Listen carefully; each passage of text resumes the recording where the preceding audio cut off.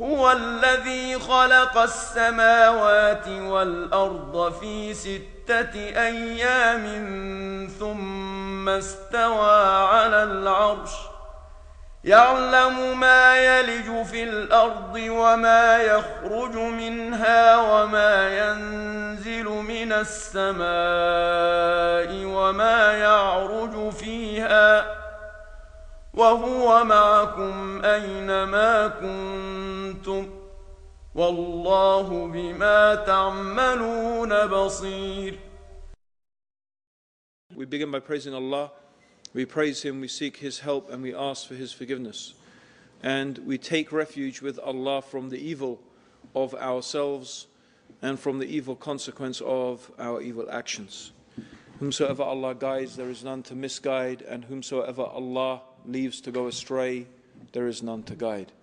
And I testify that indeed Allah alone is worthy of worship, and that Muhammad, may Allah's peace and blessings be upon him, is the servant of Allah and His final messenger. Before we actually answer the question of today's lecture, is there a God?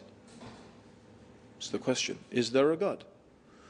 It might be useful to explore the meaning of some words. So the first thing that we would like to ask is, what is a God? Actually, I'd like to ask you that question. What is a God? I'm not asking you what is the God. I'm asking, what is a God? What makes something a God? So there you go, it's a question. Question needs an answer. You can sit here all night. So you can try and answer my question. What is, if you don't answer me, I'll just pick on people and say, you give me something.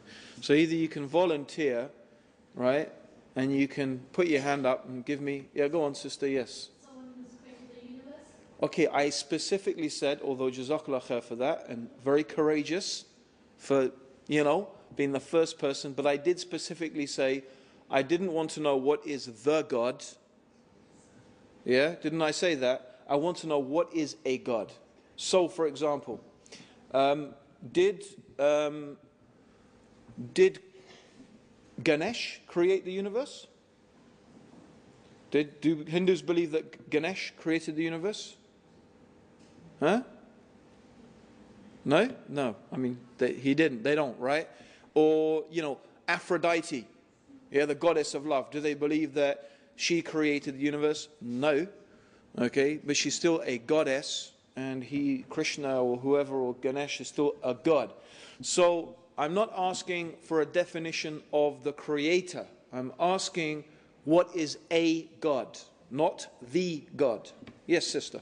Something you worship. Okay, something that you worship, or something that is worshipped. Okay, that's a good start. That's a very good start. Still not enough, though. We want something else. What we want to know, okay, is why do people worship things then? It's very important. Why do people worship things? Why do they worship these gods? Come on, everyone. Good. First brother. Amazing. Yeah, go on. Okay. So they believe in a higher being than themselves. Right? Some people may imagine that David Beckham is a higher being than themselves. Actually, some people might worship David Beckham, but certainly they might believe he's superior in some things. But it's still, okay, so, all you've made now is, we've gone back a bit and we've answered, or we've gone back to what is a God. It's something that people believe is a higher being. But we've moved on a bit because the sister, alhamdulillah, mashallah, she said something which quite rightly, it's something that people worship. So now we want to explore, why do people worship things? What's worship all about? What does it involve, worship? Because the people think God can do anything and they give us everything. Good. That's very good. Okay, excellent. People worship these gods because they think that those gods can give them something. They think that by worshipping these things, they can get something from those gods. So they imagine that by worshipping this thing, or they believe that this God can give them what they want and what they need. So, a God is something that people believe can give them what they want and what they need. That's what a God is. Right? Okay? Now, often in religions, people have different gods for different things. Right? So in some religions, you will find that they have a particular God that if you're fighting a war and you want to win, then you worship the god of war. Right? Like Mars, for example, originally was a god of war. Right? Mars is one of the gods of war of the ancient Greeks. Okay? And by the way, could everyone please turn their mobile phones off or put them on silent? The brother forgot to mention that. Yeah. Or for example, if you want the rain to fall, they worship the rain god. If they, want someone to love them, they might worship the god or goddess of love. Right? So people often in some religions, they have different gods for different things. They worship this god, and they think that by worshipping it, they're going to get what they want and get what they need. I used to be a Roman Catholic. In the Roman Catholic faith, they had different saints for different things. The patron saint of travel, the patron saint of art. If you lost something, they used to tell us, if you've lost something, pray to Saint Anthony and he'll help you find it. He was the saint of lost things. Okay? So, it's the same, really. There's no difference from praying to saints or praying to... Because at the end of the day, when they pray, whatever you pray to, whatever you worship, you think that that thing, by worshipping and praying and sacrificing and serving that God, that's how you will get what you want and what you need. And usually there is a set of rituals, a set of functions. It may be prayer, it may be sacrifice, it may be giving offerings, and these things can reach extremes, including, for example, human sacrifice. In some religions, humans were sacrificed to these gods. Like the Aztecs, for example, they used to practice human sacrifice. So this is the religion. This is the religion, the worship of these gods is the ritualized behavior. The things that people do in order to get what they want from those gods. Yeah? Okay? So these are the gods, and this is the religion. This is the worship of those gods. Right? Okay. So this is what a god is. A god is what people believe is going to give them what they want and what they need. And so people worship those gods, and they pray to them, sacrifice to them, and so on and so forth. So if we think, now let's go back and answer our question. Is there a God? Right. Well, no one could deny that there's not only a God, there are actually probably countless millions of gods. Because whatever people put their faith in and their hope in and their trust in, whatever people believe is going to give them what they want and what they need, that's their God. So everybody has a God of some degree or another, because everybody puts their faith. And these gods are not always idols. They're not always saints. They're not always, people or things. Often these gods can also be ideas. They can be concepts. Because people put their faith and trust in many different things. Not only idols and saints and prophets and so on and so forth. No, they also put their faith and trust in ideologies, communism, science. Right? So these also can be gods. Let me give you an example. You see, I myself, as you've heard, I was brought up in, although you might not know that now, but if you met me 20 years ago, you'd have no doubt from what sort of background I came from. So, as the brother mentioned in the introduction, I was sent to a Roman Catholic monastic boarding school, a place called Ampleforth College. Ampleforth College is like the Catholic version of Eton. It is the top Roman Catholic boarding school. My mother had actually, written me down to go there even before I was born. So she had no doubt about where I was going to go, Ampleforth College. Okay, and it was a monastic boarding school, so it was run by monks. Now, my mother, my parents, my dad, to tell you the truth, my dad's pretty chilled out, but I mean, my dad, his family have for generations been in the colonial service. So my dad himself was a colonial administrator in Tanzania, which is where I was born.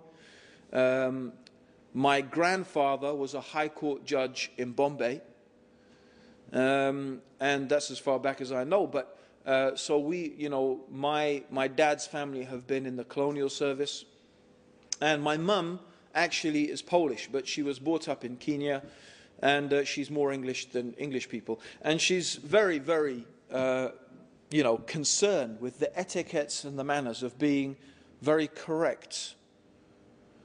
And so I was brought up very strictly, not just as a Catholic, but, my mum was not very strict about her Catholicism. I suppose she expected that I would get that from the school. But she was very strict about our manners, how we should behave, that we should use the right words. Okay, my dad taught me the etiquettes of how to dress, for example. Very specific rules about dress. And, I can look at someone straight away until today, and I could know how well brought up that person is or badly brought up they are by looking at the way they're dressed, by looking at the type of shoes that they wear. For example, my dad would teach me, you never wear brown shoes with black. Oh dear. You never wear brown shoes with, you don't. It's just, he said, Ant, you just don't do that. It's just not done. What's the correct way to wear your tie? What was the correct way to put your handkerchief in your pocket? You never fold your handkerchief in the pocket. Never. They used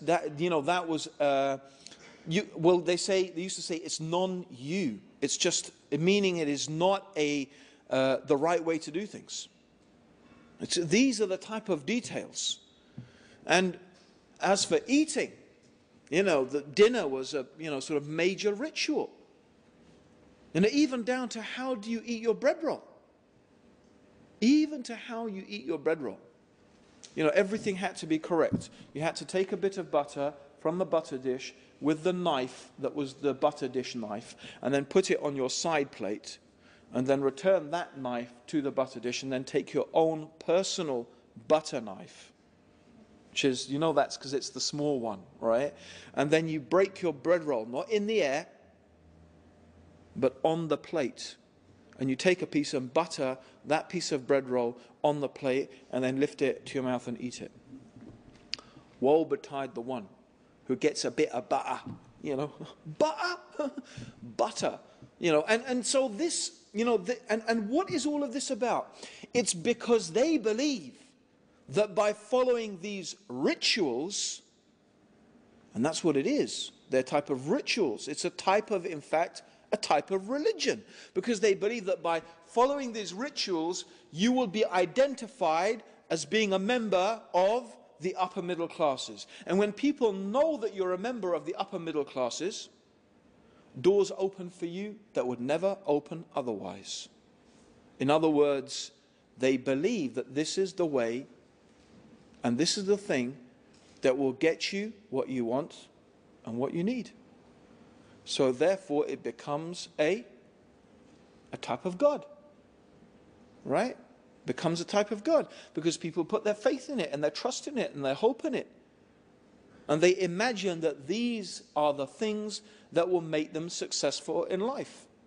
And of course, like any God that people worship, if you ask Hindus or Buddhists or any people who worship idols, they will tell you stories about how they prayed to their God and this thing happened, and how they offered things to that God, and the God drank from the, Ganesh drinking milk. Do you remember that, when Ganesh all around the world started drinking milk? Yeah? All those miracles, and you must have heard of the Virgin Mary crying and, and the crucified Jesus dripping with blood. You must have heard about all of these things, right? So all of these things, they say these are the miracles and these show that our gods are real, and it's the same. It's the same with belonging to the upper middle class. People say, well, our experience tells us that, and it's true. In some cases, it's true that you will get a job just by virtue of what school you went to. There are certain newspapers in this country, and this is very telling, by the way. If you think about the whole idea of so-called the free press and free speech that they talk about, no, the people who write for newspapers are a very carefully selected bunch of people, by and large, who belong to a particular elite, who have most of them studied in a particular group of schools, and who conform to a particular way of thinking about how the world should be. So it's very important to understand this. People have gods. Everybody has a god. Most people have many gods. So the real question we need to be asking today is not, is there a God? But rather, because the answer to that simply is, there are millions of gods, countless millions of gods. But actually the real question is, out of all the things that people worship and put their faith in and put their trust in, are any of these things truly worthy of it? In other words, are they really capable of giving people what they want and what they need? And so what I'm going to do today is I am going to use the Quran to analyze all the different things that people worship. Now you may say, okay, could we have a cup of coffee now, because it's going to be quite a long time to go through the millions and millions of... of course I'm not going to go through every individual god that people worship or have worshipped. Of course not. But what we can do is we can divide these gods into broad categories. We can categorize them. And this is what we can see the Quran does. The Quran uses certain examples, God uses certain examples in the Quran to identify certain types of religion, certain types of worship, certain types of gods, and then the Quran shows us why these things are not worthy of worship. And what method does the Quran use? It's very beautiful.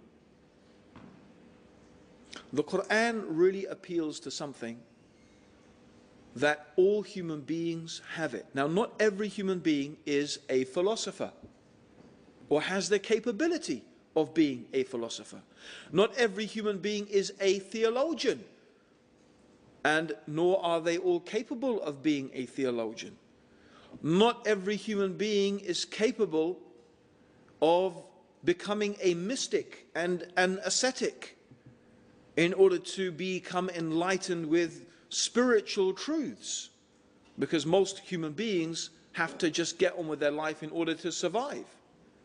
Buddhism, for example, if you look at the teachings of Buddha and you look at the life of Buddha, Buddha teaches that in order to achieve enlightenment, you have to abandon the world and live in a monastery.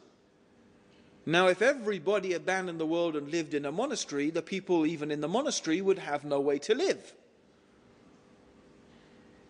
So it's not a very inclusive type of religion. Although some Buddhist countries have sort of worked out a rota that everyone spends a couple of years in the monastery. Like you have military service, they have a couple of years in the monastery. But it's not really, that's not what enlightenment really is supposed to be about. However, so what we find is that these are not really practical solutions. If you want to appeal to someone, how can we know the truth from the falsehood? You can't expect everybody to be a philosopher, a theologian, a mystic, or whatever. So we find that the Quran, which is a book for everybody, it's a book for the philosopher, the theologian, the mystic, and the ordinary people. Because this is a book that we believe that is from the creator of ordinary people, which appeals to ordinary people. And so we're not really concerned whether these arguments impress the philosophers or the theologians or the mystics. Because at the end of the day, the Quran appeals to something that is common to humanity. And what is common to humanity? Actually, something we call common sense. Not logic, because logic is a systemized way of thinking. So we don't want to call it logic. We could call it reason, but even reason is not necessarily what we're talking about. What we are talking about is something even more fundamental, and that is common sense. And common sense is called common sense because it's common. Every single human being agrees about those things. There are certain things that every human being agrees about. The only people who don't agree with it are people who are either insane, and that's why we call them insane, or perhaps philosophers. I'm not suggesting that philosophers are insane, or some people might, but they don't agree with these things because they're just, contentious. They think it's their job to argue about everything. But otherwise, no, these are things that people all... Let me give you an example. Isn't it a universal truth that every human being agrees about that part of something is less than the whole? Yeah? A part of something is less than the whole of that thing. True? Isn't that a universal truth? So there's an example of a universal type of truth. Let me give you another example of a universal truth. You don't get something coming from nothing. True or not? Do you get something just spontaneously coming from nothing? Have you ever, in the totality of human experience, heard of something spontaneously appearing out of nothing? No. That goes against common sense.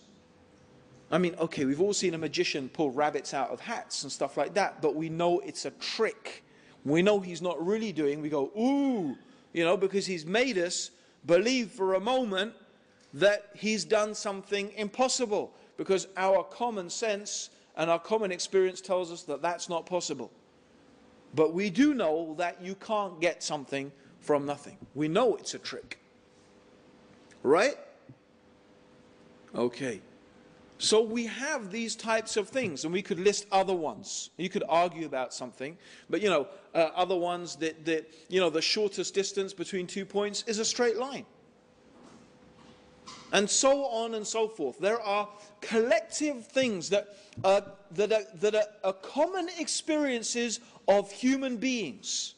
That wherever we are, as long as we call ourselves human, we experience these things and we can agree about these things. Yes? Now I want to make an important point. This is very important. One of the things that human beings actually don't agree about a lot are things to do with ethics and morals. In fact, one of the things that is extraordinarily diverse amongst human beings are things to do with ethics and morality. How we should behave, the things that we shouldn't and shouldn't do, the type of punishments that we should have. Okay? So for one society to say, oh, this society is backward and primitive, or this religion is wrong because it practices polygamy, whereas the right way to behave is monogamy, right? Actually, this is not a valid means through which and by which to judge anyone or anything. Because upon what basis is monogamy right and polygamy wrong? Having one wife only became the normal mode of behavior, to tell you the truth, in the northern hemisphere. And these were only based upon survival strategies in cold countries. It was just a lot easier to survive as human beings in cold countries with one wife and a few children.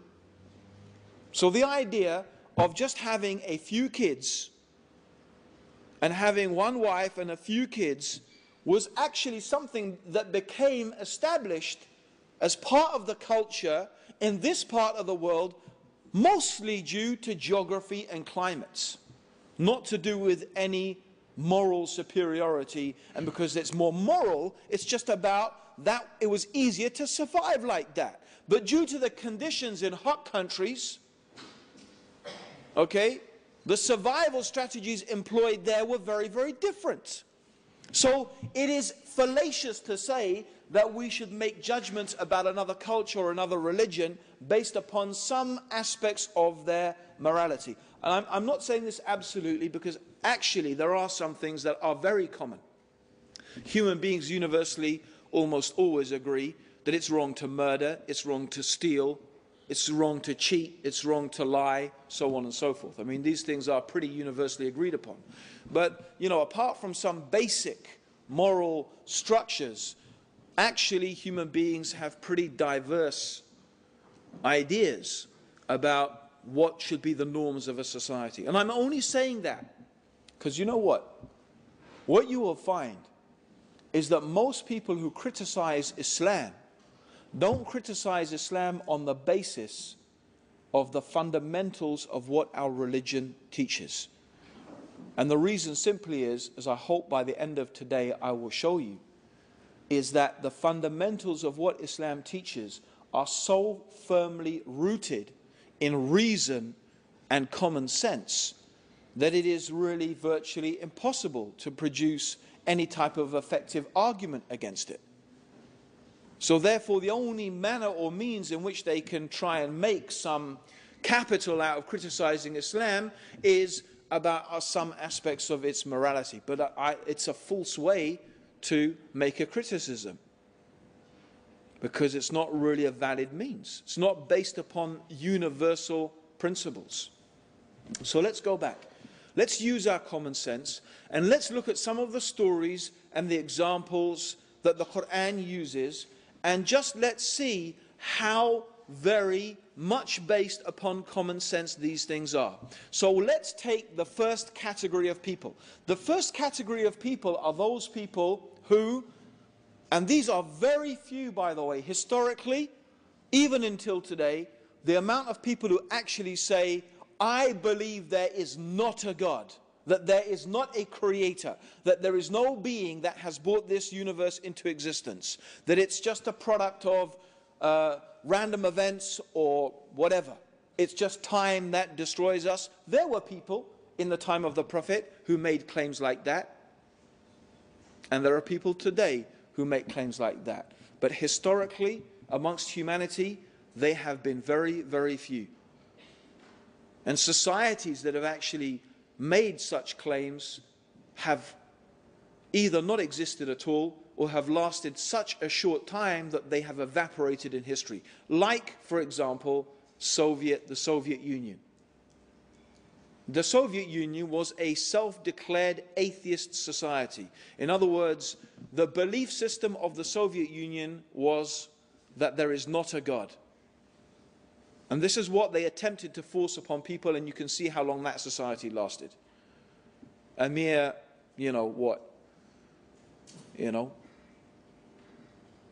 80 years? Something like that?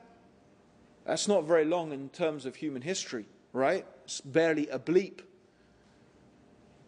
So, similarly you will find that all cultures, even the most primitive cultures, so-called primitive cultures, have this concept of a transcendent being that has created the universe and has brought it into existence. The Aborigines of Australia, the Zulus, you can go and look at different cultures and you will find the idea of this created, this being that is different from the creation, that is transcendent. This idea of this transcendent creator is universal in human culture, and the reason is because it is so fundamentally rooted in common sense. It's a common human experience. And so these things are not difficult to understand. The Quran, for example, poses a series of rhetorical questions. A rhetorical question is a question that is not supposed to have an answer. When someone asks a rhetorical question, they're not expecting you to answer it. In fact, the question in itself has an answer. For example, the Quran says, concerning or to those people who claim that there is not a God, that there is not a creator being who has brought this universe into existence.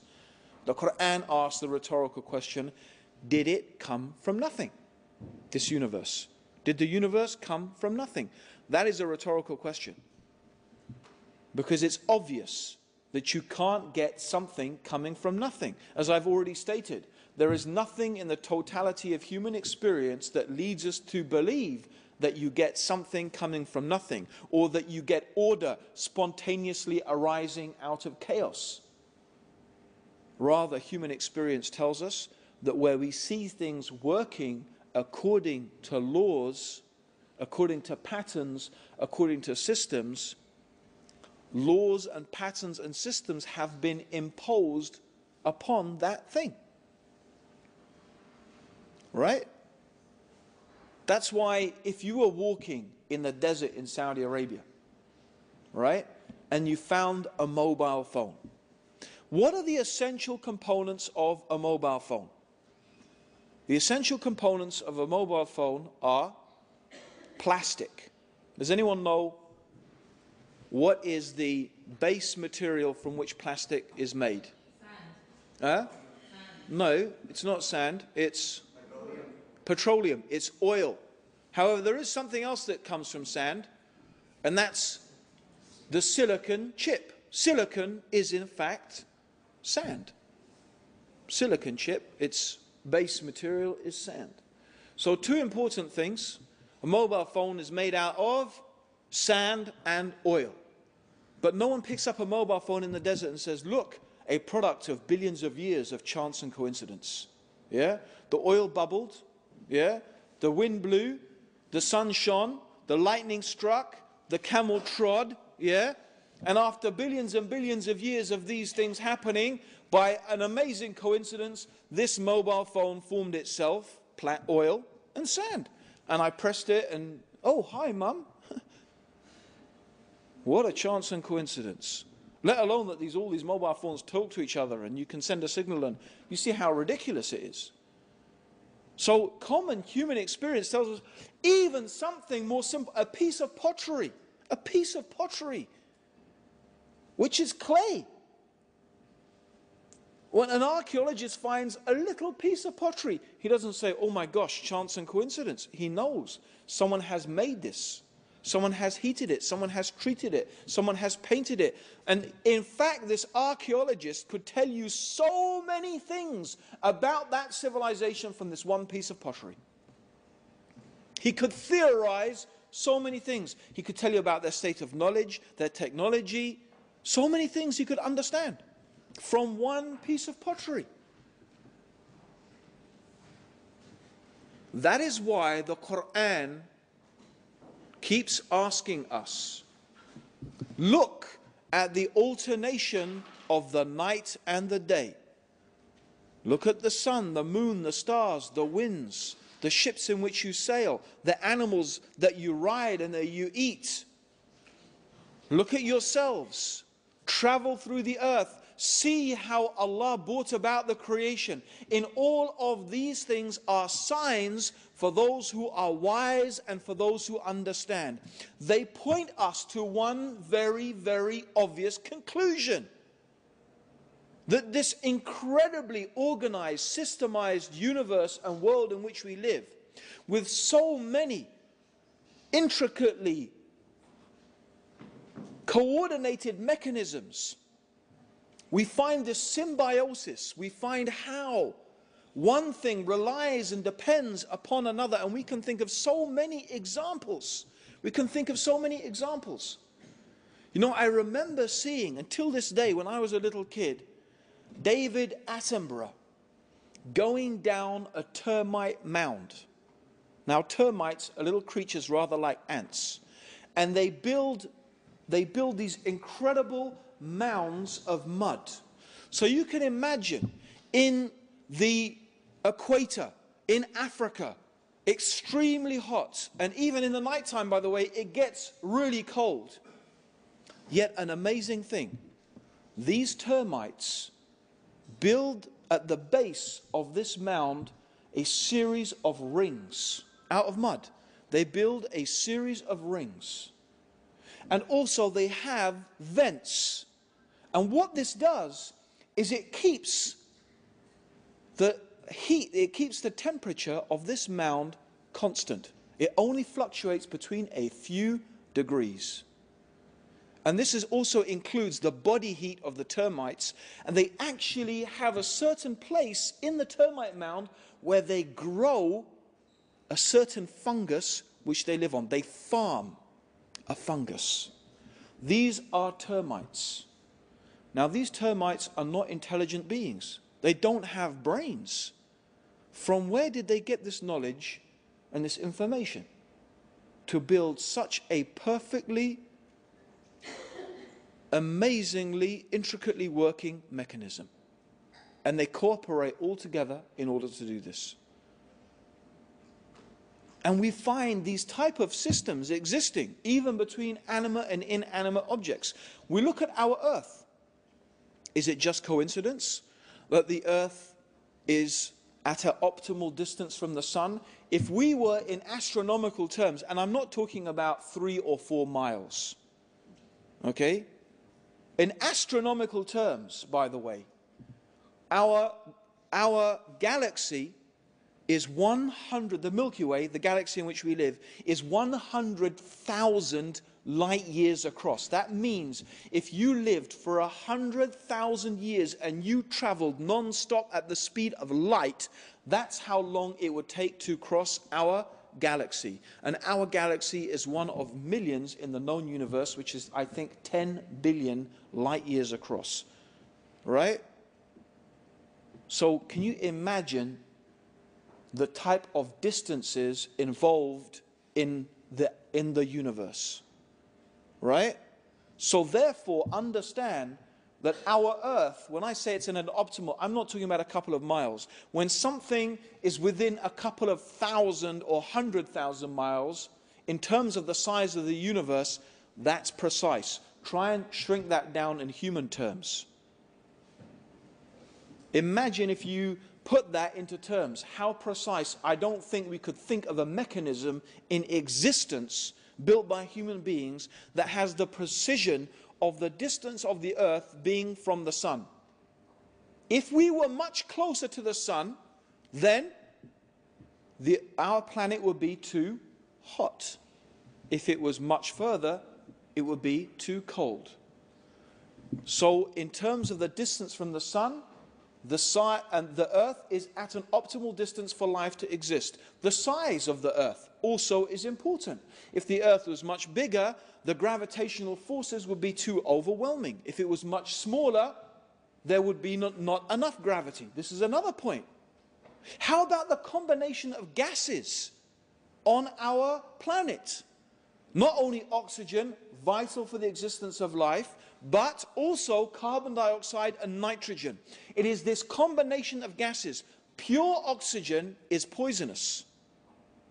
If you breathe just pure oxygen for long enough, it will poison you. You need a balance of gases.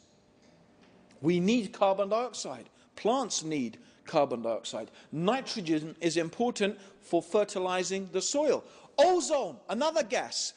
The ozone layer actually filters out the harmful rays of the sun's radiation. That's why they've been making a big fuss about the depletion of the ozone layer and the increase in skin cancer in Australia and other places where the ozone layers become depleted, because the sun's rays are not being blocked anymore and they're starting to cause cancers. So does life exist without an ozone layer? It would not. It would be radiated out of existence. Look at these optimal conditions. The Earth spins on its axis once every 24 hours. Imagine the Earth was going really slow. Right? Really slow. So the sun is shining on one part of the Earth's surface for, say, 20 years. That's how slowly the earth is spinning. What would happen? One part of the earth's surface would be superheated, another part of the earth's surface would be supercooled. And I could go on and on. We could talk about water, how water has an incredible quality. If water did not have the quality that it did, life would not exist. So what we find is a super precise mechanism. I invite anyone to find me an example made by human beings of such a precise mechanism. You'll not find it. How could such, if we saw such a precise mechanism and we found one, we would automatically presume that some super intelligent person or group of people had managed to make this thing. It is therefore only common sense that when we look around us and we see these things, that we conclude there must be some intelligence, some power behind this. And this power must be very powerful, very wise, very intelligent. And it's also common sense to realize that this being cannot be like the creation. This being cannot be like the creation. Because if this being was like the creation, then that being would not be the creator. That being would just be another creation. And that would need another creator. And we only end up with the same dilemma. We have creators creating creators forever, and that's actually not possible. And the reason it's not possible, just to tell you briefly why it's not possible, and I'll give you an example, I'll give you an analogy. If I said to someone, oh, can you help me lift up this podium? I can't do it by myself. And you say, sure, I will help you lift up the podium, but I need someone else to help me. And that person says, well, I'll help you only if you help me. And so if everyone makes the condition that I will only help if someone ever helps, will this podium ever be lifted? Huh? Will never be lifted, right? So if you have creators creating creators creating creators ad infinitum, you never get anything created. Right? Okay. So it makes sense that the creator is infinite, eternal, without beginning, without end. That the creator is self-sufficient. We summarize all of this by saying transcendent, that the creator is not like anything in this universe. And that how could you have more than one transcendent being? And even again, common sense tells us that the precision that we find and the unity that we find in the creational process makes us understand there could only be one mastermind behind this. If there were different creators, in fact, what we would find would be chaos and disunity, not this type of consistent precision throughout our universe. And this is why, really, it makes so much sense to believe. It's common sense to believe that there is one God, that there is one wise, powerful, intelligent creator that is unique, who has brought this universe into existence. This is common sense. This is reason. This is why human beings, as I said, everywhere, historically, you will find in every culture, there is this belief in the transcendent creator. You see, the Quran says that in fact, the real problem with the human beings is not that they don't believe in God. Most human beings believe in God, and they believe that there is one God, meaning they believe that there is one creator. But what they do is they actually give to the created things some of the powers or the knowledge that in fact only rightly belongs to God. So they attribute to the creation, they imagine that some things in the creation have powers that only God has. Or sometimes they also attribute to God some of the deficiencies and the shortcomings in the creation. And the reason they do this is because they speak about God without knowledge. They invent things because actually the truth is that what we can know about God through reason and common sense is in fact severely limited. Now, some people, when they are faced with that limitation, they've come up with different ideas. If you look at the philosophical tradition and the Western philosophical tradition, okay, you have a group of people who lived, and they were very influential in the last 200 years. They were called deists.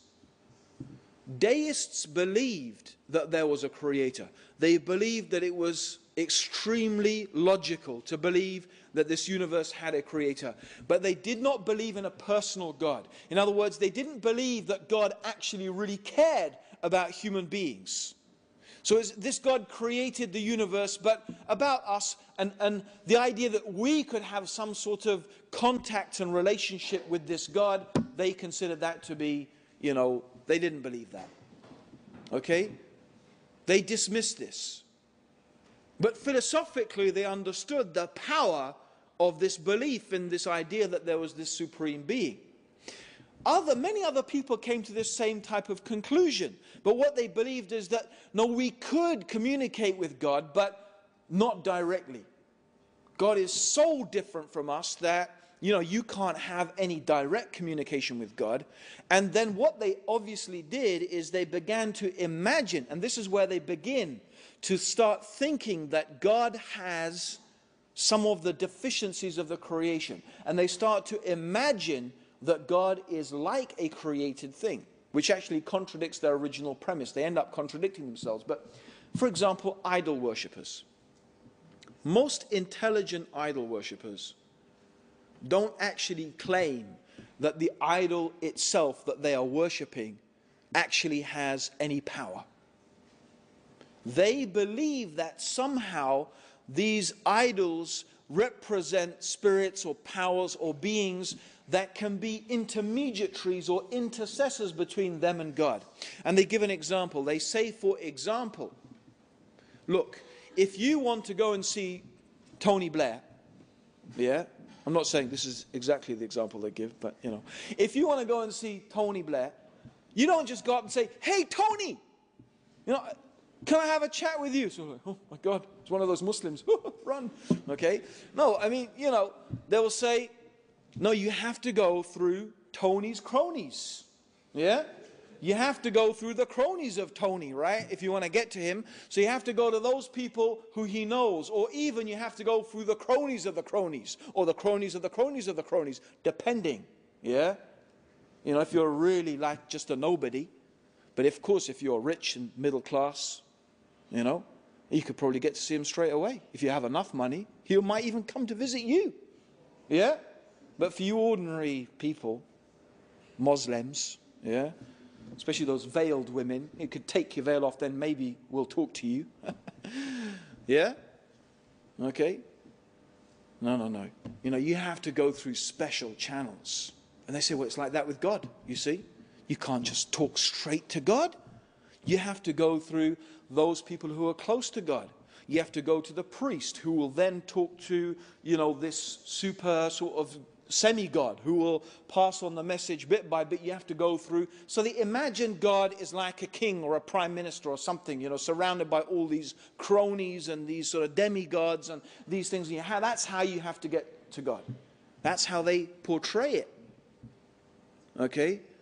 Of course, the problem with this is that immediately these people have presumed that God suffers from the limitations and the deficiencies of the human beings. Right? Because why does Tony need cronies? Can anyone tell me? Why does Tony need cronies? That Tony is a human being. Because he's a human being. He's afraid of being assassinated. He's afraid of terrorists. He's also afraid. He's not afraid. He just simply doesn't have enough time to deal with the complaint of every single individual person, right? He has to eat his dinner. He has to spend time with Cherry and his family, right? He has to go on holiday, usually at the expense of some rich friend of his, Nothing wrong with that, actually. I don't think there's anything wrong. Personally, I think there's nothing wrong with that at all. How could I? My parents are always, helping me go on holiday and visit them and stuff like that. But anyway, that aside. So he has to have people. See, is this really worth me dealing with? If every single person wanted to personally complain to the Prime Minister about every single little problem that they had, would he be able to deal with that? Of course he wouldn't, because he's human. He has 24 hours in a day. He's limited. You see, but God is not limited like that. Allah, God, the Creator, who has created this whole universe, can hear the complaint of every single human being. And not only that, an incredible thing, if every single human being complained to God all at the same time, God could hear every voice of every human being, and God could give every one of them what they wanted, and that would be easy for God. Right? Now, how about the human beings? If you all start talking to me at the same time, could I understand what you're going on about? Could I? Could I? No, I can't. And the reason I can't is because I'm human. Let's think about what that means in respect to those people who pray to saints and prophets. There are even some Muslims who do this. And now we can see how people start to make others equal with Allah. So now let's say that I am praying to Saint Anthony, or some Muslim is praying to Abdul Qadir al-Jalani, or Prophet Muhammad, or Prophet Jesus, okay, or whatever, right? Sallallahu alayhi wa sallam, alayhi salam. Are you telling me that, not just me by the way, let's just say that 1 million Muslims all at the same time are asking and calling upon the Prophet Muhammad, or 1 million Catholics all at the same time are calling upon Saint Anthony? Are you telling me that Saint Anthony can hear 1 million voices all at the same time? If you're telling me that he can, then actually you are not describing a human being anymore. You are saying that he has powers that are actually divine powers. You are now beginning to make that person equal with Allah, with God. Whether it's the Prophet Muhammad sallallahu alayhi wasallam, or Prophet Isa, or Saint Anthony, or Abdul Qadir al-Jalani, if you first of all put aside the argument of whether the dead can even hear the living, okay, let's put that aside. Although I believe that the dead cannot hear the living. That's why it's called barzak. Calling upon a dead person is like calling upon a brick. But let's put that aside. Let's say they can hear. Are you saying they can hear these multiple voices all at the same time? You're not really saying they're human anymore. And they could deal with all these prayers and all of these supplications? That's a divine attribute. And this is how people either they imagine that God, Allah, is limited. See, they've given to Allah limitations, and they've given to human beings exaggerations. This is how people start to make and worship things, and listen, if I pray to Saint Anthony, don't I hope that he's going to hear me? Don't I trust that he's going to answer my prayers? Don't I put then faith and hope and trust, and I believe that he's going to give me what I want and what I need? Or if I pray to Prophet Muhammad or Jesus or whoever it may be, doesn't it therefore become a God, an object of worship? It does, of course it does. And the Quran deals with this. Actually, there is something more foolish about idolatry. And the basic reason why it's foolish is because of simple common sense. Any human being who spends some time thinking about it would realize this is foolishness. And again, the Quran appeals to common sense. A beautiful story is the story of Abraham. See, Prophet Abraham, he is well known for smashing idols. Bit of a radical. Can you imagine that these days?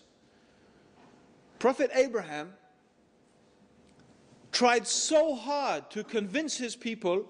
You see, from a young age, he was brought up, his father's house. He was watching, his father used to make idols. So he used to see his dad get a piece of wood, chop up the piece of wood and make an idol, use the chippings to heat the fire to cook their food, yeah? And then this idol which he made, he would see his dad give it to the people, and the people would pray to it. And he realized, this is the same thing we were cooking our dinner with. Right? And now the people are worshipping it. He's brought up realizing that what is this? And then he noticed the people, they're worshipping the sun, the moon, and the stars. But he's looking, he's seeing, well, the stars are there, and then the moon comes out and outshines the stars. And then the sun comes and that outshines everything. And then the sun sets. And why are we worshipping things that obviously are controlled by something else? It doesn't make any sense to worship them. They don't have the power. They're under the power of something else. And he realizes that these things are not true gods. They shouldn't be worshipped. Why should we worship these things that come and go and temporary? Because if they can go, that means they can let us down. The time we really need them is when they're not there. So why should I worship that? Why should I put my faith in that? Why should I put my trust in that? So one day he's determined. He says to his people, I'm going to show you. I'm going to prove to you that your worship of the idols is false. So when his people have gone, it's their festivity, and it's their religious festival, he doesn't want to participate in it because he doesn't want to be involved in their idol worship at all. So he says to them, I'm sick. He says, I'm sick. Meaning, actually, he was sick of what they're doing. So, when they were doing this, he went into the temple and he smashed all the idols except the chief idol. And he took his axe and he hung it round the neck of the chief idol. Now, when the people came back, they were outraged. Who has committed this blasphemy? Who has done this to our gods? And some people said, well, you remember that young man, Abraham? He was saying that he was going to prove our idols are false. So the king, he brings Abraham in front of the people. He says, Abraham, did you do this to our gods? So Abraham says, ask the big one. Ask him. So then they look at each other and they say to Abraham, Abraham, you know that our gods can't talk to us. He says, why do you worship something that can bring you no benefit and no harm? This idol can't even protect itself. How is it going to protect you? Isn't that common sense? Isn't that just common sense? Isn't it our common everyday experience? You who are students here in Buckinghamshire and Chiltern University, yeah? When you want to study in a university, now these days you need loans, right? You need money because you have to pay for some of it, right? Okay? Where did you go to get the money? Did you go to the guy begging on the street, sitting outside the railway station? Excuse me, mate, I need to go to university. Could I borrow a couple of £1,000? Did you do that? Did anyone do that? I don't think so. Because if this guy can't help himself, how is he going to help you? When Kuwait was invaded by Iraq, who did they appeal to for help? Bangladesh? Bangladesh with one helicopter. Nothing against Bangladesh, but if you want military aid, Bangladesh had one at the time. I remember reading they had one helicopter, right? They couldn't cope with the floods in their own country. How would they possibly be able to supply military aid to Kuwait? And nothing against Bangladesh, nothing against the guy begging in the street. It's just common sense. You don't ask someone who can't help themselves, right? Common sense. That's all it is. Common sense. So if the idol cannot do anything for itself, how is it going to be able to do something for you? I mean, isn't it extraordinary? You go to the shop. Excuse me, I'd like that idol over there. Okay, he brings the idol down. And this idol can't, you might think it might fly down itself, right? No, he brings it down. And he pays money for the idol. He actually pays money to get the idol. And then he carries it home. Not the idol doesn't carry him, so that's it, now I'm your God, I'll carry you home. No, he carries the idol home and he puts it up on the shelf, and if it fell down again, he'd have to put it up again. Right? And then he says, oh, such and such, help me. Give me this, give me that. Does that make any sense? Same thing. Muslims do it. A person dies, they wash him, he can't wash himself. They shroud him, he can't shroud himself. They carry him to the grave and they bury him in the grave. And they say, oh, such and such, do this and that for us. Extraordinary. Does this make any sense? And Allah is just appealing to common sense. So this is one broad category. These are false gods. These are things that we should not worship.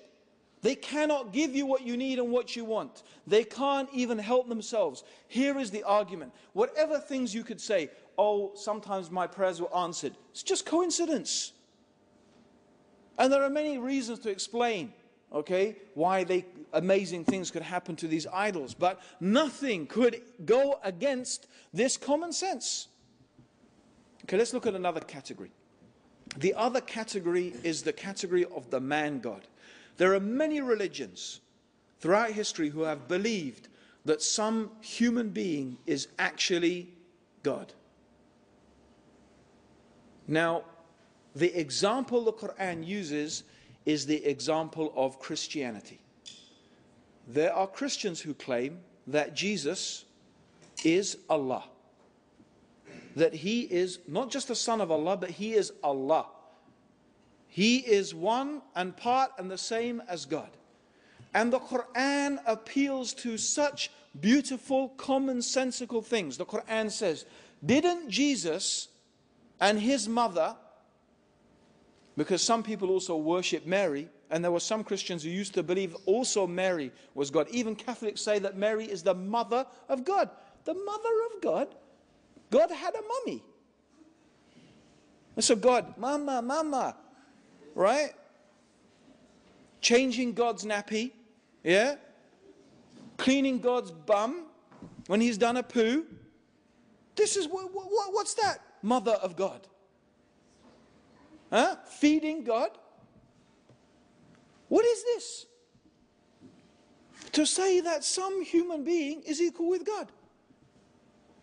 Didn't he walk on the earth and breathe air and eat food? And they went to the marketplace. They needed to buy things. They went to the marketplace. See how Allah makes things clear. See how people are deluded away from the truth. What is this? Allah asks us in the Quran, if God wanted to destroy Jesus and Mary and everything in the whole earth, who could stop him? Of course, no one. That means that Allah has power over Jesus and Mary. If God has power over them and they are under the authority of God, they can't be the same as God. They can't be.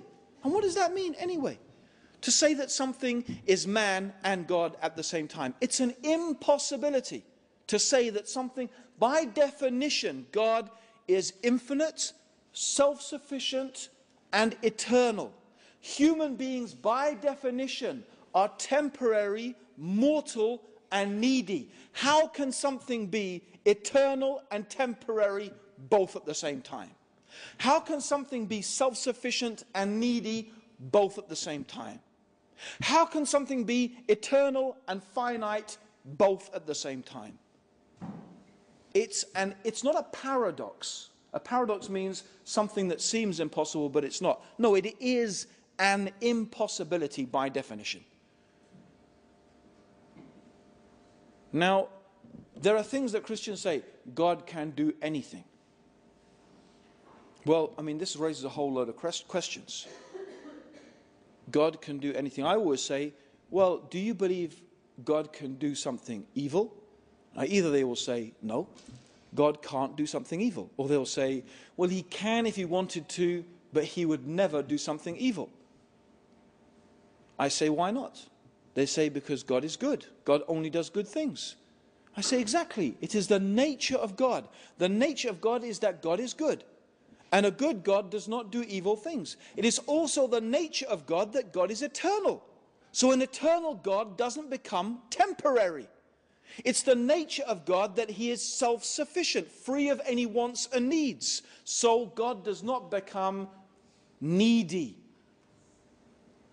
because that contradicts the nature of God. It's that simple. Doesn't that make sense?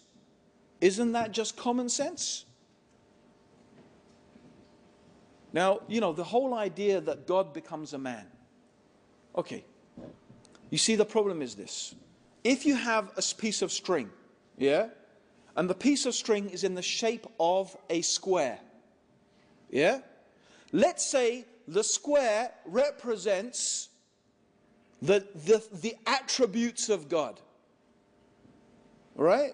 I'm not saying that God is like a square, I'm just saying it represents. So the square, we replace infinite, eternal, self-sufficient, and we just, instead of all of those words, we just have a square. Yeah? And the circle represents the qualities of a human being. Needy, temporary, finite, mortal. You know, we're born, we die, we forget, we need to eat, we need to breathe. So these are our, and let's say all of these, we forget those words and we just use it as a circle. Now, just theoretically, what we could do, perhaps, is we could get the piece of string and change the shape of the piece of string from a square to a circle. So perhaps you could make the square into a circle, and you could make the circle into a square. But what you can't do is make the square into a circle and it's still a square at the same time. Right? Something can't be blue and red and still be blue. You can't make blue red and it's still blue. The circle can't be made a square and still be a circle. But that's what they're trying to say. God became a man but was still God. Doesn't make any sense. It's an impossibility. And wait a minute. These Christians are telling everybody in the world that you're going to go to hell forever if you don't believe something impossible. God is telling us, according to their religion, if we don't believe something absolutely impossible, you'll go to hell forever. So I have to believe something impossible without any proof, because by definition, you can never prove an impossibility. How can you prove something impossible? You can't. So I have to believe something impossible without proof. It's simple. I'll tell you something. And this is what I always say to every Christian. I say, you're telling me that on the day of judgment, I stand in front of God, and God says to me, why didn't you believe that I became a man? I will say, how could I believe that you, Allah, the eternal, self-sufficient creator of the heavens and the earth, was a temporary, mortal, needy man? How could I believe such a thing? You are far above that. If God then puts me in hell forever, I will never feel for one moment of eternity that God has treated me fairly or justly. But if a Christian is asked by God, how could you say that I was equal, that this human being was me? This human being that ate my food, this human being that breathed my air, this human that depended upon me for his entire existence. You're saying that this human being was equal to me? If that person goes to hell forever, they will know that they deserve to be there. They all know it. That's justice. That is justice. There's one other thing I want us to think about. And I like to give this as an example. Right? Modern science has made us appreciate something really remarkable. And that remarkable thing is exactly how minute we are. Actually, 1,400 years ago, the Prophet Muhammad, was also, in reflection of the words of the Quran, reminding us of our humble origins. The Quran reminds us that you came from a sperm drop, a despised fluid. The Quran reminds us of our base origins. The Prophet Muhammad even mentioned that the universe compared to the kursi, وَسِيَ كُرْسِيُهُ السَّمَاوَاتِ وَالْأَرْضِ, and Allah's kursi, his pedestal, extends over the heavens and the earth. How? The Prophet Muhammad said, The universe is like a ring in the desert compared to the kursi, a ring in the desert. Think about that. Think about a ring in the desert. How big is the desert and how small is the ring? And the kursi compared to the arsh, and the arsh means the throne of God, is also like a ring in the desert. Our universe is like a speck. Like a speck. Now, we are on an earth, which is a speck, in a solar system, which is a speck on the outer spiral of our galaxy, which itself is a speck in the universe, which is a speck before the kursi, which is a speck before the arsh. Now, if I said to anyone, oi, speck, even if I said it nicely, oh, beloved speck, oh, noble speck, oh, good speck. But if I call you a speck, it doesn't matter how many nice things I put with it, calling a person a speck is not a nice thing. But you know what? We are specks. I wouldn't be lying if I called you a speck, and you wouldn't be lying if you called me a speck. But still, we don't like it. How about then if we said that God is like a speck, whose kursi extends over the heavens and the earth, which is like a ring before his throne? So how about God? You say that God is like a speck? In fact, you said God became a speck on a speck in a speck in a speck. That's equal with God. That is insulting God. Common sense. That is common sense. Now some people say, no, we don't believe that Jesus is God. We believe he's the Son of God. But that's not any better. That's not any better. Saying that God has a son is not much better. That's still insulting God. That's still saying that the child of God, the Son of God, is what? Some insignificant creature? Some speck on the earth? And I don't mean here to belittle Jesus, alayhi salam. Okay? Of course, with Allah, he is an honored slave. But that's what we are. We are creatures of God. We are the creation of God. We are the slaves of God. The only difference is, what sort of person are you? Do you believe in God? Do you insult God? Or do you honor God? Do you obey God or you disobey God? That is the only difference between the human beings. Not your caste, not your color, not whether you're middle class, upper class, lower class. Okay? None of those things matter to Allah at all. What matters is, are you faithful? Do you honor God? Do you praise God? Do you obey God? That's it. If you do that, God loves you. If you don't, he doesn't. It's that simple. It's that simple. So you're either one or the other. All the other things are artificial and of no concern to God. So this is what is important. So we are all creatures of God. But what does it mean, son of God? Think about that. I mean, I remember there was an Anglican priest who came to the same conclusion. He was saying, what on earth is this supposed to mean, son of God? He thought about it himself, and he realized that, what is that supposed to mean? You see, when we use the term son, what do we mean by that? My son, right? So first meaning is the literal meaning, begotten son. The word begotten means born of the act of sexual intercourse. Are we saying that God had sex with a woman and had sons? God does not have sons and daughters. God does not have intimate relations with, and this is why the Quran asks, if God had a son, who is God's wife? Because presumably God would not make fornication and adultery illegal for us and then practice it himself. Does God? But of course, even the concept of God having intercourse is absurd. So obviously God did not have a literal son. God did not beget a son. right? Because my son is human like me. By the way, if you have any doubts, you can study early Christian theology.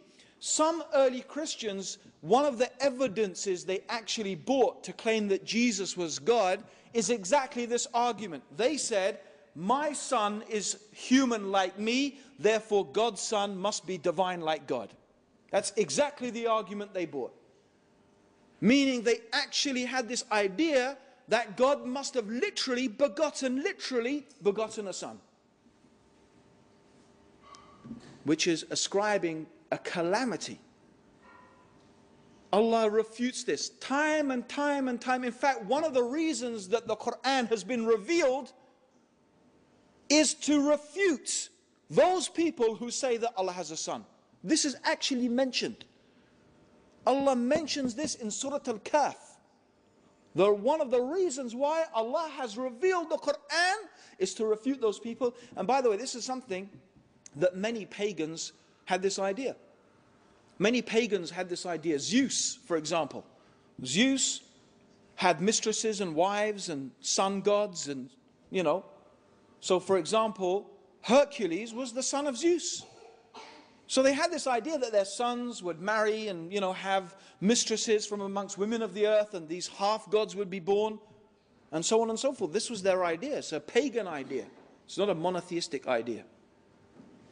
Which, by the way, indicates that really Christianity is so much of it taken from paganism.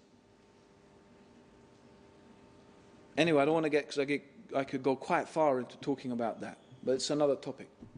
So the Son of God. Okay, so we say, most Christians would actually say, no, we don't believe that God. Of course we don't believe God is, you know, that Jesus literally is the actual, you know, literally begotten Son of God. So we say, well, what do you mean? Do you mean God adopted Jesus as a son? Again, it doesn't make any sense. Let me give you an example, right? If I brought with me today a goldfish, yeah? I have a little thing, and I bring with me a goldfish, and I say, everybody, this is Jonah, my son. So it's a goldfish. Oh, it's my son. He eats with me at the table. He has a bedroom in the house. And according to the new adoption laws that they've just passed in England, very liberal, the papers are coming through next week. He's my son. Now, you would say, look, that's a fish. You're a human being. You can't have a fish as your son, because the fish is not like you. But let me ask another question then. How is a human being like God? The human beings who are specks on an earth that is a speck. In fact, isn't it true that I am actually more like a fish than I'm like God? Isn't it true that any human being has more similarity to a fish than they have to God? You see, the fish is born and the fish dies. Human beings are born and human beings die. The fish need to eat and they need to get rid of what they eat. Human beings need to eat and they get rid of what they eat. Right? The vision of the fish is limited. My vision is limited. The fish can only remember so much. I can only remember so much. My knowledge is limited. My powers are limited. My ability is limited. This is what I share in common with the fish. Whereas God, his seeing is without limit. His knowledge is perfect. God is never born and God never dies. God is eternal. How am I like God? In what way am I like God?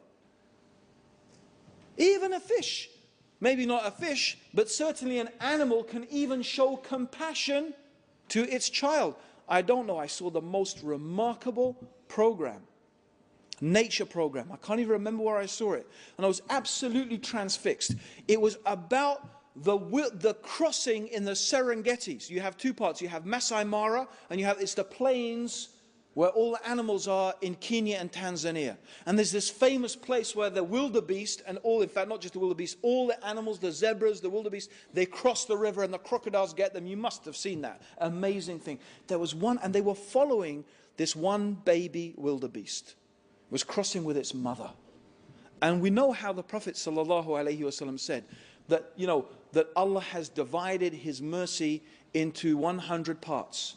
One part he put on this earth. Now the one part of Allah's mercy is even so the love that the mother has for the child. Right? And I saw in this thing how this baby wildebeest couldn't climb up to the other side.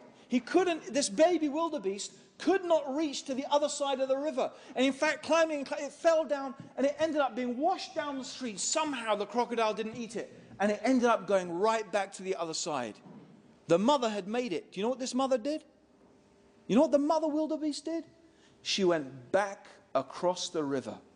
She went back across the river, facing the hippopotamuses, right, which were attacking them, the crocodiles which were eating them. Did she care? No. She went right back across to go after her little baby. That is the compassion in an animal, in a creature. So even animals can have compassion. Doesn't make them divine. So what do we mean, Son of God? What does this mean?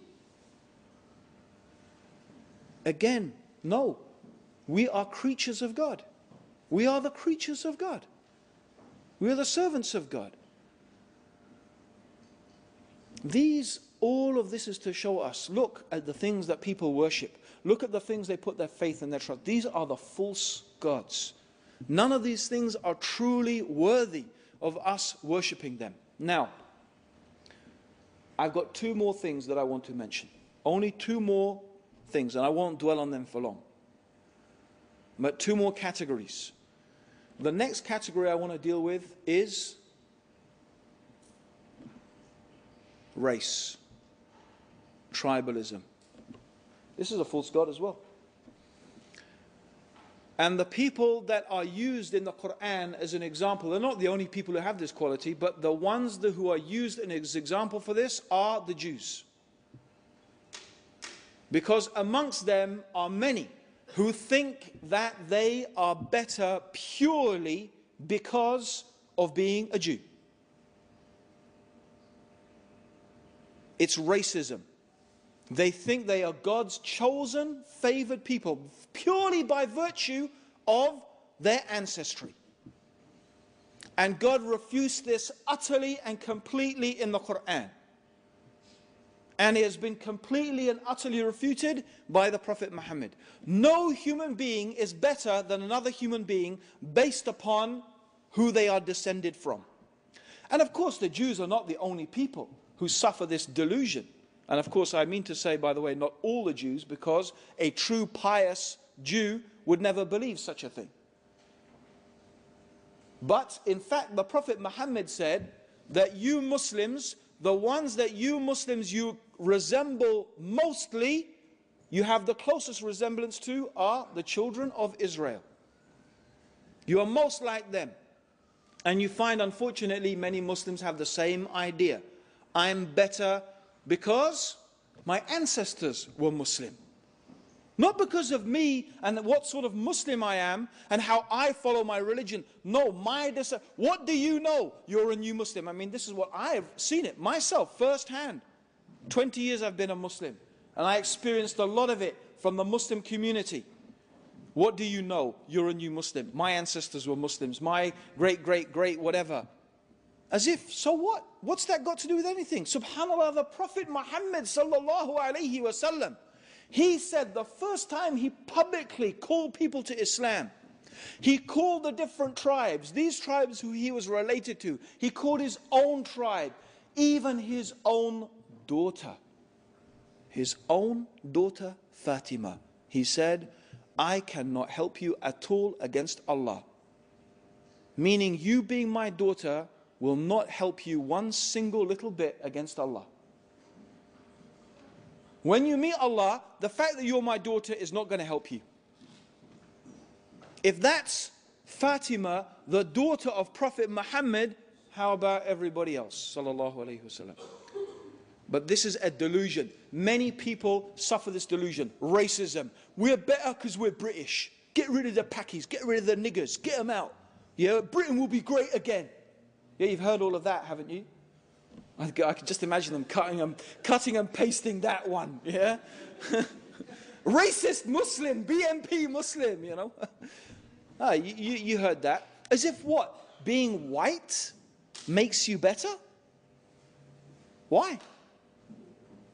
What is better about being white? Or being brown or being anything? Why would a color of your skin have anything to do with making you a better person? But there are many people who suffer this delusion.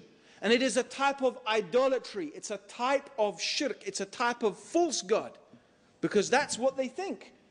You see, these BMP Nazi people imagine, right, that when we get rid of such and such undesirable people, everyone who's not white, who's not British, when we get rid of them, we will be great and we will be successful. So they imagine that being British is the way that you get what you want and get what you need. It's a god.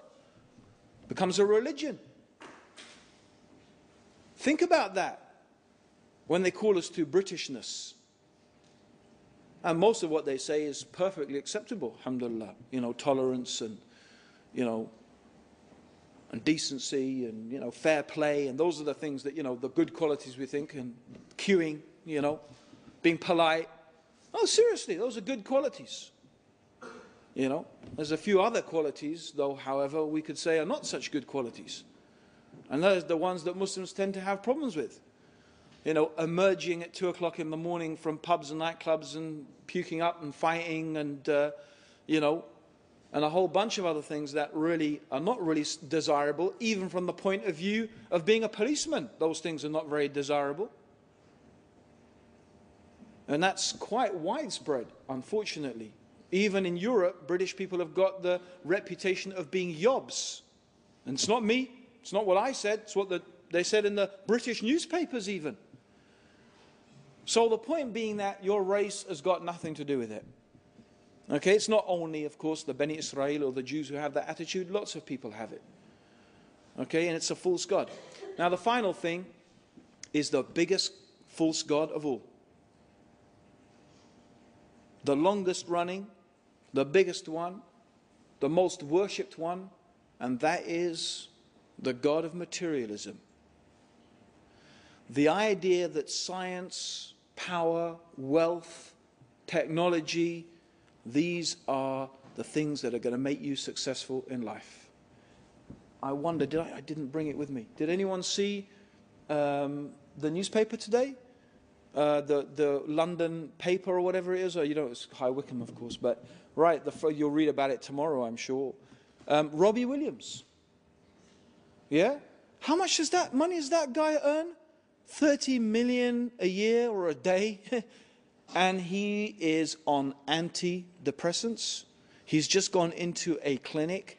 And we are being told every day, we need to be wealthier as this country. We need to be richer. Money, money, money. Work harder. Make more money. What did it do for him, his 30 million a year? Does wealth equal happiness? Put that on a broad scale. Because we are being told, you know, we can all live the American dream. No, we can't. If every human being on this planet lived the way an American, the average American, if every human being lived the way an average American lived, we would need something like 3.5 planets in order to be able to provide all the resources for that. That's the footprint of your average American. They say he is consuming you would need 3.5 planets. For every human being to live the way you live, you'd need 3.5 planets. You can't all live the American dream.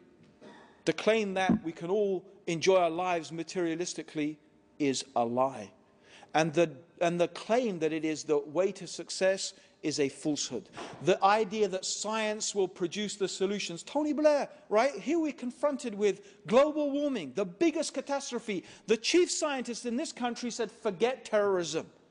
The worst disaster that is going to hit the world is global warming. It's going to make terrorism look like nothing. I don't notice any war on global warming. A few little cries here, oh, we need to reduce a few carbon emissions, but not on my holiday. Yeah? Right? Yes? But we're ready to send soldiers to die in Iraq to fight terrorism, which isn't even there anyway in the first place. You know, doesn't that make you think just a little bit? The really dangerous things in the world, okay, global warming, chief scientist, that's what he's saying. But how much effort are we ready to expend upon that? We're ready to expend a lot of effort fighting a few, let's be honest, a few crazed individuals. Because that's really what they are. I'm not saying they haven't got reasons to be mad, but they're not good enough reasons to go around blowing up women and children. So they are crazed. Sorry, but that's the fact. Yet all of this effort, all of these laws being passed, so many laws restricting our freedoms, indefinite detention, because you might be suspected somehow of encouraging somebody in some particular way of, and so on and so forth. Stripping away our freedoms in the name of protecting our freedoms. Okay? We should think about this. What's it all really about? But you know what? The truth is, science is not going to find the answer. And if you think we're the first people who thought that, we're not. Believe me, every civilization, you can look, the Romans, the Greeks, the Babylonians, the Byzantines, the Chaldeans. Have you ever heard of the Chaldeans, by the way? Anyone heard of Ur? Does anyone speak Chaldean today? Do you know Chaldean used to be spoken virtually across the world? Did you know that? Rather like English is today. They used to have schools across the world so people could learn Chaldean. This was in ancient times. This is how influential the Chaldeans were. And now you haven't even heard of them. You haven't even heard of them. One day, you know what I suggest? You don't have to go far. Go up, drive up to the north of England and go and stand on Hadrian's Wall. Still there, little bits of it. Hadrian's Wall, I used to do that quite often. And then I would stand on Hadrian's Wall. I wouldn't look north up to Scotland. I'd look south. And I'd think, you know what? Once upon a time, a Roman legionnaire stood right here. And he probably thought to himself, as far as I can travel and as far as I can go is Rome. The Empire of Rome. What's left of the Empire of Rome? What's left of Greece, of Babylon, of ancient Egypt? Allah says in the Quran, travel the earth and see what happened to those people, see what happened to those civilizations. And believe me, you study, they thought they had all the answers. They thought their technology, their science, their industry, they thought that they were masters of everything. But what is left? That is the pipe dream of materialism. It is the pipe dream, the false god, the biggest false god of all. The idea that in money and wealth and science and technology is the true answer to all of our problems. In it we put our faith and our trust. See on the dollar bill, in God we trust. Should be, in this dollar bill we trust. This is the God.